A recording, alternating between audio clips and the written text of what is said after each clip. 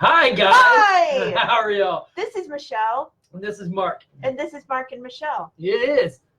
And you know, I said, Mark, what are we going to talk about tonight? About 15 minutes ago. And he said, you know, I had an idea on the way home. And so he told me, hey, Taj, what did you tell me, Mark?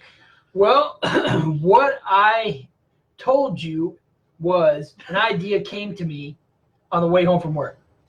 And that idea is this. And I think this will be... Let's draw this out. Well, we can't... It's like we're like, yes, minister or something. Mm-hmm. So my idea was to talk about the anger and the frustration and the rage that underlies autism.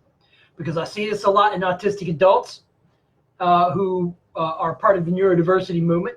And I even see it in kids. I've seen it in kids and teenagers. And I think it's important for you guys to know where it comes from. Well, I should say where it comes from where it was in my life, how it came about, because I still deal with a lot of it. But we'll start with one of the number one things is that when you're autistic and as you grow older, you notice that you can't do things quite the same way that everybody else does. And like in gym, you may not be as balanced. I was not a very balanced person. I fell over a lot. My dad or other people would make fun of me, you know, kidding around, of course. But when I was autistic, I took that hard. Yeah, because you took it literally. Yeah, exactly. So, well, literal is personal. Yeah. You know. And so I took, when people were making fun of me, I never saw it as a joke because I was trying my best to fit in. And so if I was clumsy in gym, people would always make fun of me. But then I was always awkward. And awkwardness is another source of anger and frustration for those who have autism or have lived with it. Because when you can't read social situations, you say things that aren't appropriate. You act inappropriately. You may not even notice a social situation, and people notice when you don't. And so you stick out. Well, when you see people treating you differently and you can't see why they're treating you differently, and then people treat you meanly or curtly or abruptly or rudely or what you think are any of those things, you get angry. And over years, that develops, you get frustrated with the treatment that you're receiving from people, but you don't know why. And so as years go by, you have enough of this frustration built up so that it turns into anger. Well, then over time, more and more anger collects together to form, rage, to be honest, because I would rage at times coming home from work. Some days I would rage. Oh, Ashley, hours. this is going to help you. Ashley, yes, we are talking about anger and frustration that's under the autism and how it gets there and why. Because as I said at the beginning of the live here a minute ago, I still deal with a lot of anger and frustration, mainly because I can't get the old anger and frustration out. It's not because of the autism anymore. But well, you have used energy medicine and stuff. I have forgiveness. So you're better EFT. than you might have been. I'm better than I might have been. But there's still quite a bit there that I would like to move out of my life. So, excuse me. And yeah, and I think this will be enlightening for you, Ashley. Ashley said, you're talking about my life. And I said, well, it's our lives. So, but what happens is, because you can't, for instance, when you're learning in school, because you don't pick up things implicitly just as they come, as they're taught to you, when you're autistic, you have to be taught in detail and very explicitly. You have to be taught the processes and the facts and all of that in very much detail. Because Michelle knows how to do this, she's done it. And because you do, you can't pick up things as quickly as you need to for classes, like in college or in high school. And because you can't, that frustrates you, because you may fail a few times before you are able to grasp the information. Now, that happened to me a lot in college. Organic chemistry 7 times. I still didn't pass that class well enough to move on. But then I realized organic chemistry 2, I might have had to take it 14 times just to get through it. So, and that wasn't the only class. It was calculus, general chemistry, genetics. So anyway, but so your body and your brain, when you're autistic, don't work like you want it to. And that is frustrating in the extreme, because you want to fit in, but you can't. You stick out like a sore thumb in some cases, or in a lot of cases, depending on how your autism is. Let's see, on top of the anger and rage, did you find yourself cussing and yelling on? Yeah, when I read what Ashley wrote, I just about died laughing. Yeah, Ashley is asking, on top of the anger and rage, did you find yourself cussing and yelling a lot? That's an understatement. That's how I perfected my cussing. Yeah. And yelling a lot. And unfortunately, she was on the end of that a lot of times. And sometimes the cats were. And so it's, for me, yes, Ashley says the 3 of us are a united bunch. Yes, we are. And very much so. The United States of anger and rage. How's that? And so as years go by, decades of all that frustration and anger, it builds into rage at times, because social situations stump you all the time. Bullying, that's a huge thing. You don't understand why you've been singled out for such crappy behavior by people.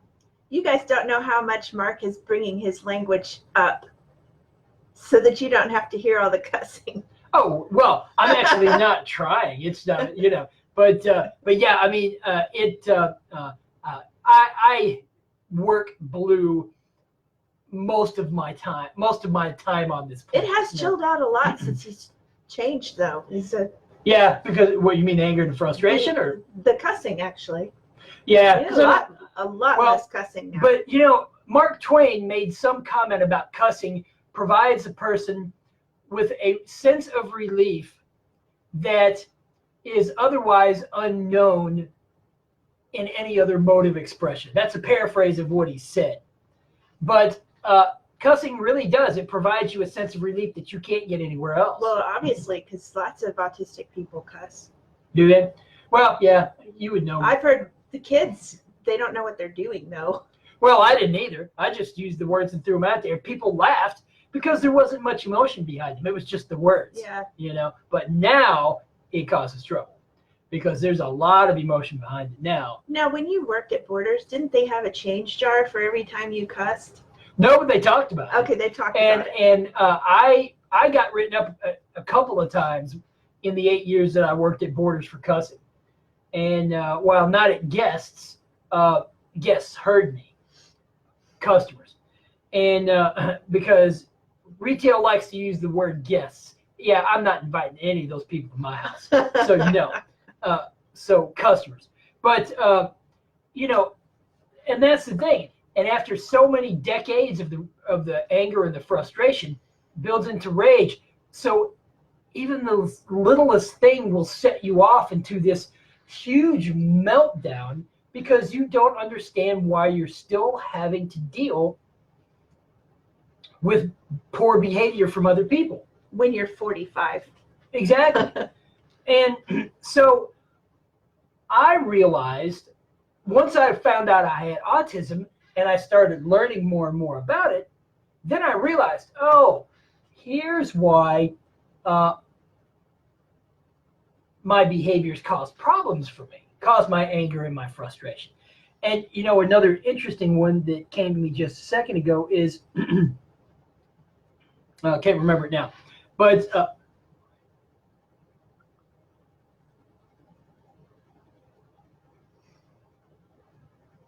yeah, our friend Ashley is talking about her older son, and she said he is a cusser, but I don't really say much because I do it too. It's a big sense of relief. He said it helped release the anger. So I told him, in the house, say them as much as you want. That's great. Yes. And my parents, because they were pastors, that was forbidden in our house. And I got spanked for it a couple of times. But you're telling how old you are. People don't spank people anymore. yeah, well, I don't, yeah, whatever. And, but what was I going to say? They already know how old you are, though. Yeah, because I talk about it all the time. And 50, for any of you who don't know. And let's see, I was trying to remember what I was going to say. But anyway, but all that rage builds up over time, and everything sets you off. And once I found out I had, like I said, once I found out I had autism, then I understood why some of those behaviors from other people came my way. But that still didn't help the fact that I had a vast ocean of anger that I didn't really fully know about until I healed from the autism.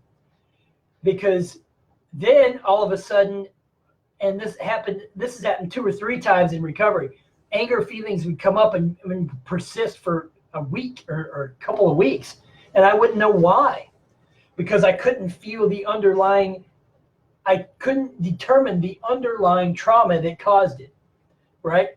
And so I would just be angry, and that would cause problems between me and her. But then I realized that EFT, I didn't necessarily have to know the cause of the anger, but I can EFT the feeling away. And that was me on this side. Okay.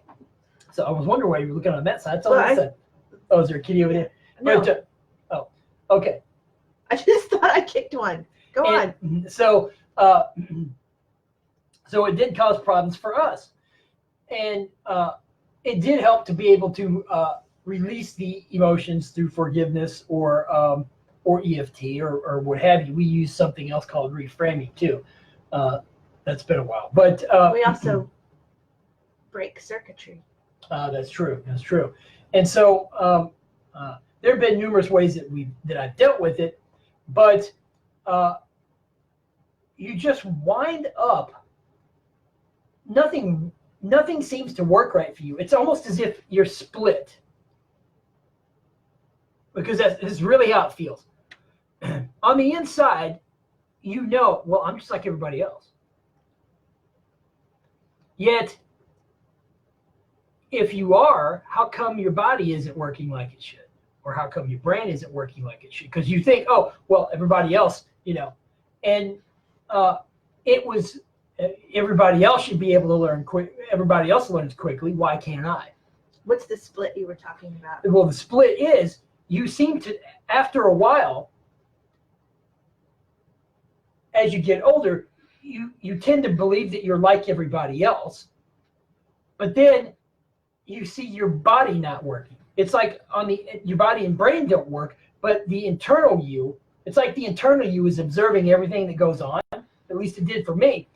And you can't understand why the external you doesn't work like everybody else. Like you think everybody else is working.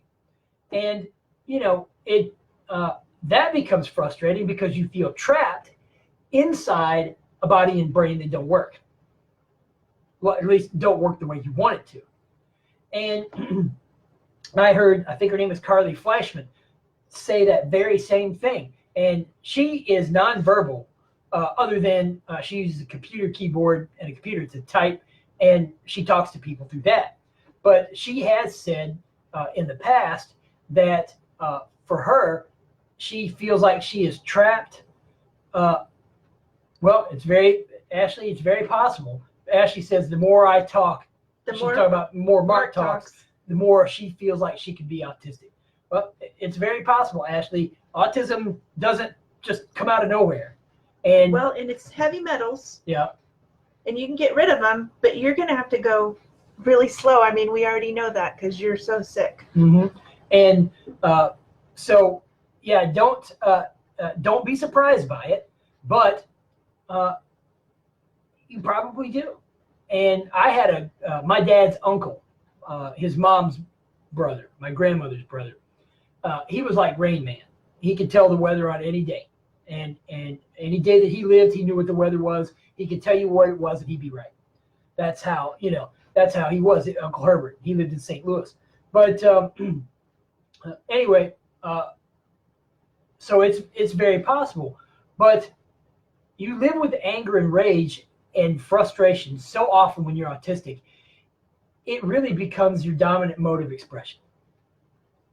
And well, I also think the PANDAS makes your brain negative, so you're prone to anger and frustration and rage because of the virus eating. Well, and see, that's a possibility. I mean, I haven't actually, studied that. But we've seen it happen for you. Well, no, I mean the connection between PANDAS and anger and frustration and rage. What I'm saying is, I don't think the PANDAS causes the anger, frustration, and rage, but I think the PANDAS regulates the expression of it. I'm not sure I agree, because I've seen you go from a nice, sweet person to an angry. When you eat something that's feeds the virus, and then if you take something, you get back to the sweet person. I've seen that happen. Yes, but what I'm saying is circumstances that you've gone through in life cause the frustration and the anger. But I think the PANDAS strongly influences your view of it, being negative. Because I really do believe that PANDAS causes a very negative mindset. And that being the case, that would also skew your perception to see things that might not necessarily be what's actually happening. Mm-hmm. Well, and there is that. It could be that PANDAS skews your perception enough so that you think that everything that happens to you is anger and will cause you anger. were very paranoid. Yeah, and I think that might be the case. You assumed everyone was out to get you, even somebody in a restaurant looking at you, and I would be like, they're not even looking at you. Yeah. But you would assume that they were looking at you judgingly. Well, yeah, and I remember that. So it could be the PANDAS really does influence it. But what I'm saying is I don't really know. I mean, I think it's very possible. And, in fact, I talked with a mother at work that I help with her daughter. And I told her, I said, I think the autistic brain just sees things as negative consistently 100% of the time. I say this because when you were on GAPS and you were at a really good spot. Like that first year and a half? Yeah. You were in a happy place. You were very happy. Sometimes you were euphoric. Mm-hmm. Yeah, I remember. Having the broth made my brain that way. It made it happy and euphoric. But it didn't stay that way, and I think that was because of all the fat I was eating and the liver backing up. And I think, it's interesting. I think the liver backing up and not being able to regulate SIBO is actually what caused the PANDAS to be worse, because I didn't seem to be that way at all in that first year and a half on GAPS. But then after that, it was a problem, So, but anger and frustration go hand in hand with autism. They do, because you're not able to communicate. You can't. It's so difficult, at least it was for me, to determine what was going on inside and to communicate that to people. And I could, if I was hurting physically, it was difficult for me to say something, to know what it was, and then say, hey, I have such and such a pain somewhere. And so that's frustrating because you can't communicate. It's frustrating because people can't communicate well enough to you. It's frustrating that you have bad balance, or I did anyway. I had such bad balance that I always was physically awkward. It's frustrating and anger-inducing when you're awkward in social situations and you get picked last for a team in PE. That happened so often for me. I was always first. Well, yeah, don't gloat as an NT. And but I'm a horrible person. yes, and I'm not.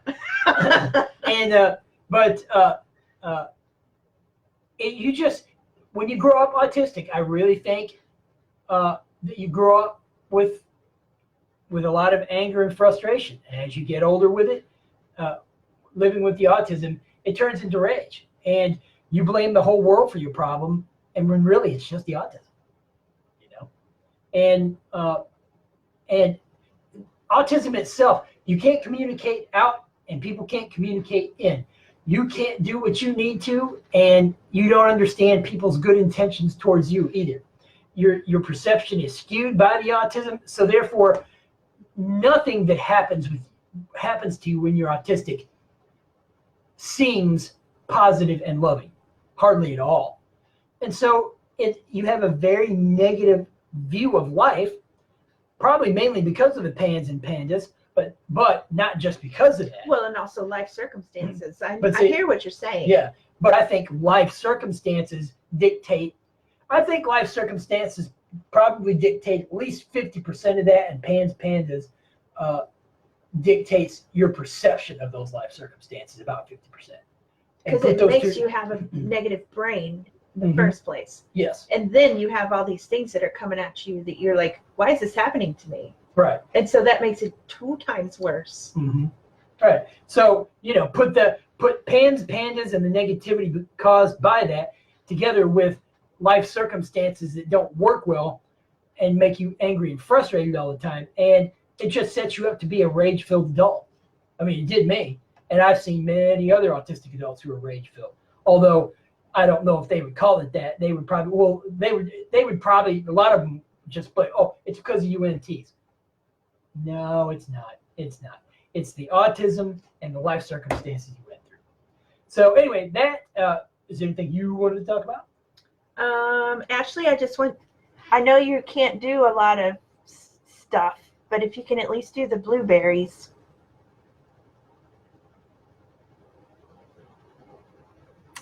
Yeah, if you can do the blueberries and the cilantro. Well, not the cilantro. She's too sick. Okay. Well, the blueberries, and that's the thing.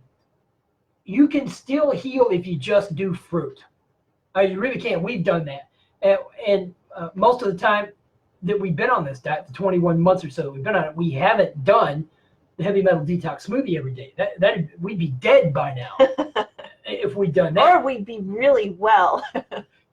Yeah, we might have killed each other on the way to being really well. Yes. So because that heavy metal detox smoothie is nothing to mess with. It's and I tell other people this. I said you need to go slow on this because this will detox you so fast, it will make you absolutely uncomfortable in your skin. Mm-hmm. Yeah, I felt like I was out of my body for 2 or 3 weeks when we first started. And the 28-day cleanse. And I don't know if anybody knows what that means or not, but yeah, kind of ungrounded and disconnected to your body. Yeah, it was pretty weird. Yeah, but anyway. Okay, so you can download our book at www.healyourautism.com, and then you can also get our new book. Pre-order the new book. It's Heal Your Autism's Do-It-Yourself Guide. Healing begins in your kitchen. Yeah, we're gonna get this. Yeah, I promise. And Heal Your Autism's Do-It-Yourself Guide. Healing begins in your kitchen, and that talks about meal plans. Talks about what to expect in detox. Exactly. How to travel. Traveling while vegan. So it's pretty much how we've done it. Yeah, how to handle picky eaters. Exactly. Now, I wasn't a picky eater. I ate everything. Almost everything. But I don't think my mom, I'll have to ask her, but I don't think my mom would have described me as a picky eater. So, but anyway. Heavy metal detox smoothie. Definitely. Celery juice. And lemon water. And we will see you guys tomorrow night when we get back from Tulsa. Yes. We're going to go take a trip tomorrow. We are. Take a day off. Take a day off. All right, guys. Bye. See you tomorrow. Bye-bye.